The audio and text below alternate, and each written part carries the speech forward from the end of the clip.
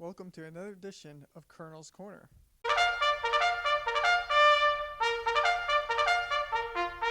On today's episode, we bring in Wilkes University football head coach Jon Drach to preview the Week 7 contest against Misericordia, look back at the Week 6 win against Alvernia. Jon, thanks for joining us. Thanks so much. Talk about the win last week against Alvernia, 35-14. Really a good game for the Colonels all around on offense. Isaiah Rodriguez, 335 passing yards, 3 touchdowns through the air. Nate Whitaker, a big game on the outside, a 93-yard touchdown catch that really compiled those stats. And then also the running game with Walter Lewis and Elijah Jules both getting the ball a lot and making yards. Yeah, I think that as a whole, we knew we were going to use our depth in the football game. I think offensively, Isaiah Rodriguez continues to come along. He's doing a better job of going through progressions. His completion percentage was up, and he was able to throw a couple of those deep balls right where they needed to be. There's a couple of those we wish we could add back because we missed by a yard or two. It could have been even more open than it was, but those are things we'll continue to work on. And then I thought up front we did a nice job of covering people up in the run game. You know what I mean? They were an odd front defense. They did some things to really move around and use their athletes, and we were able to cover people up and then give Walter and Elijah some lanes to run the football, and both those guys paid off for us big time. And it's great to have the depth that we do on the offensive side of the ball because we do have a lot of weapons. You know, whether it's Zane or Nate or Elijah or whatever it may be, there's a lot of guys that people have to account for. And when we come on the field, our guys are coming on fresh because there's so many of them too. So our depth is really showing at this point in the season. I think those guys continue to get better every week.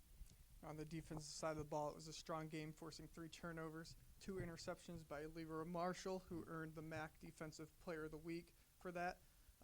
Also, a great game by Adam Pitson up front, 2.5 sacks.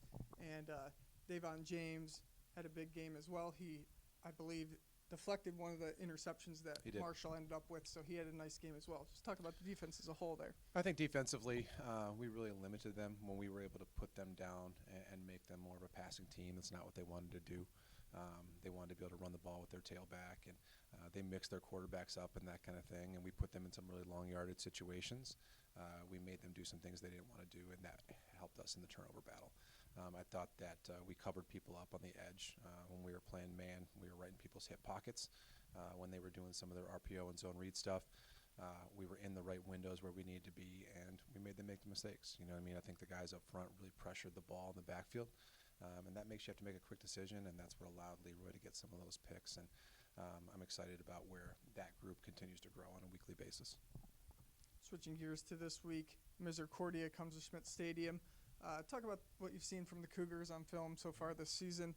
One of the top rushing offenses in the league right now. They're pretty efficient up front. They really do like to pound the football. Golick's a very good player, and they have a couple backs that they'll give the ball to, including their quarterback, who does like to run the football as well. On the defensive side of the ball, a lot of confusion. You know what I mean? Like they're running all over the place. They're playing a lot of man coverage. They're shooting gaps and trying to create pressure by confusing your offensive line and by shooting different gaps with different pressures and different looks. And they really try to force the issue.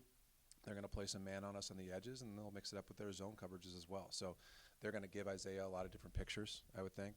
And we're going to have to decipher between those pictures and be very, very precise on what we're doing and when we're doing it to make sure we're not putting the football in trouble.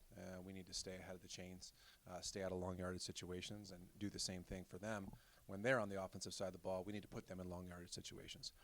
We can't allow that run game to wear on us throughout the course of a series. We need to get them off the field on third down. And how have the Colonels looked in preparation this week in practice, taking it day by day? I think they've done really well. You know what I mean? Like I said, we always have 2 days left when we do these interviews, so there's definitely some things to be able to clean up on a day-to-day basis. This is a drastically different look than what we're used to seeing, so it's going to take some time for our guys to adjust to that. But I think they've been doing a good job so far this week, and we're ready for the challenge on Saturday. The Wilkes University football team hosts Misericordia University, 12 p.m. at Schmidt Stadium on Saturday. Thanks for joining us, Jon, and good luck this weekend. Thanks so much.